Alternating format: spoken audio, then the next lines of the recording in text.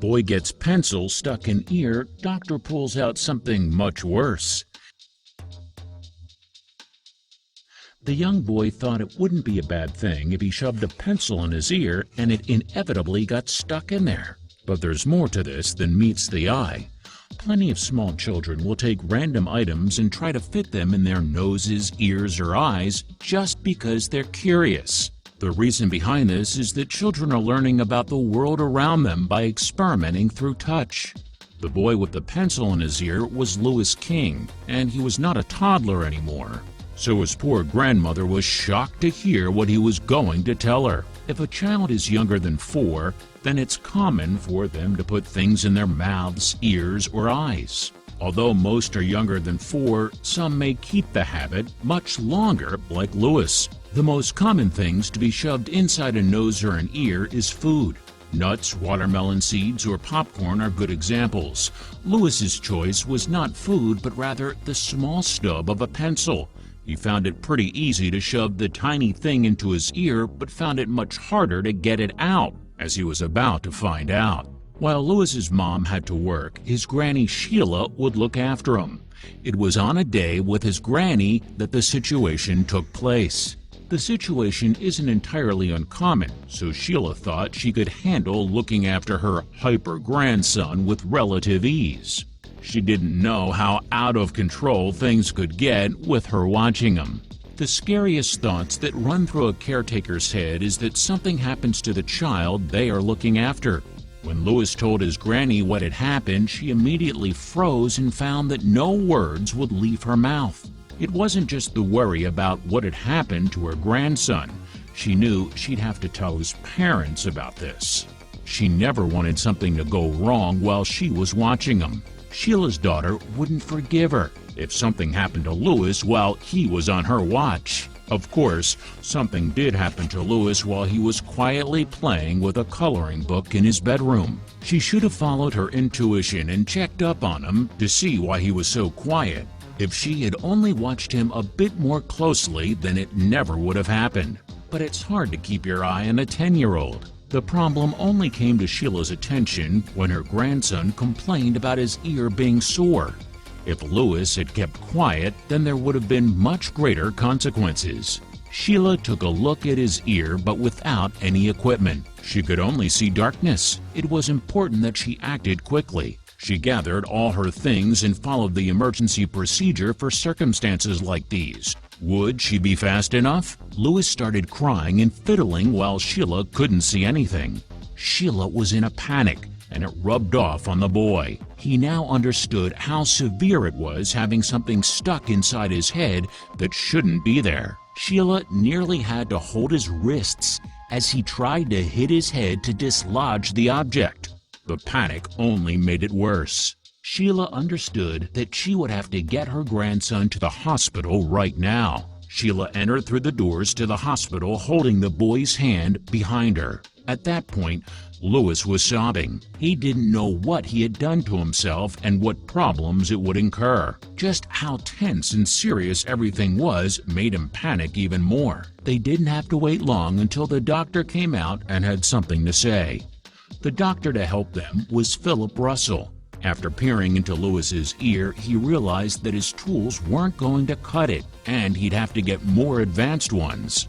Louis's ear was blocked off completely by the pencil. Louis was still with fear, which made it easier for the doctor to work on him.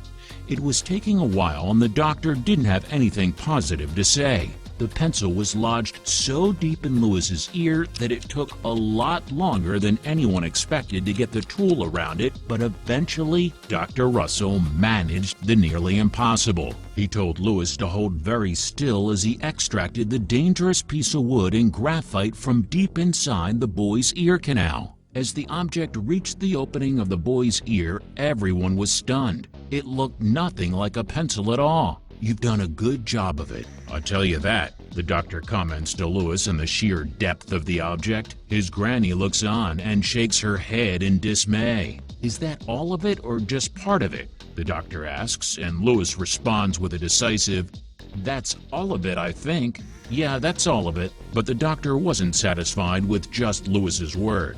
"Let's have another look in your ear."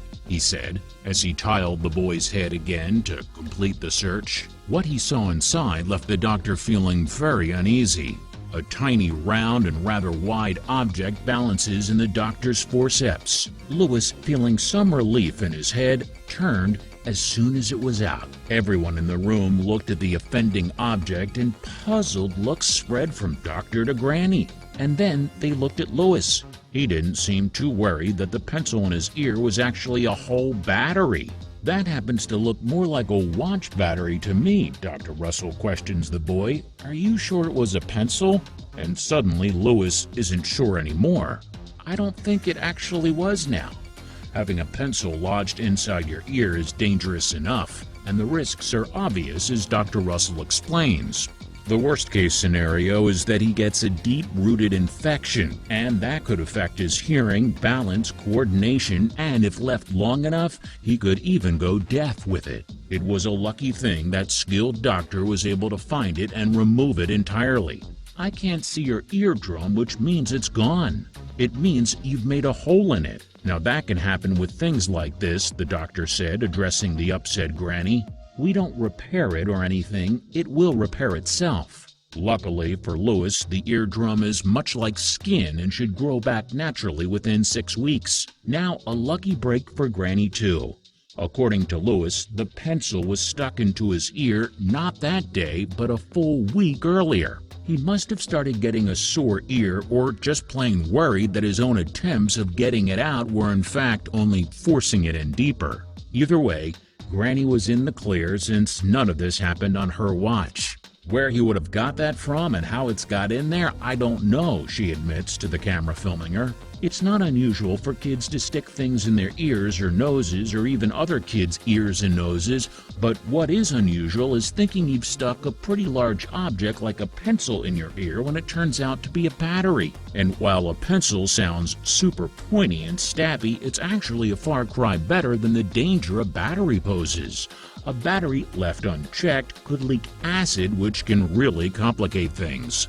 Dr. Russell says it happens fairly often that kids stick things in their ears and noses. The fact that he said it was a pencil and it turned out to be a watch battery, I'll tell you, that's pretty bizarre. But we've seen this thing before. Recently, a girl with a runny nose was discovered to have put a clothespin in there. The grandmother and grandson duo were chosen to appear on BBC television series Bizarre ER before they even knew the strange twists that were coming up. What was weird and a little concerning was that the boy thought a battery was a pencil. So we have to ask ourselves, were there other objects he'd put in his nose? Or in his ear, and he'd managed to get out successfully by himself? Or was the poor little Lewis just afraid he'd get into more trouble for a battery than a pencil? It doesn't seem like he'll be telling any of his secrets anytime soon, but we do hope he's learned a valuable lesson, even if just for poor old Granny's sake.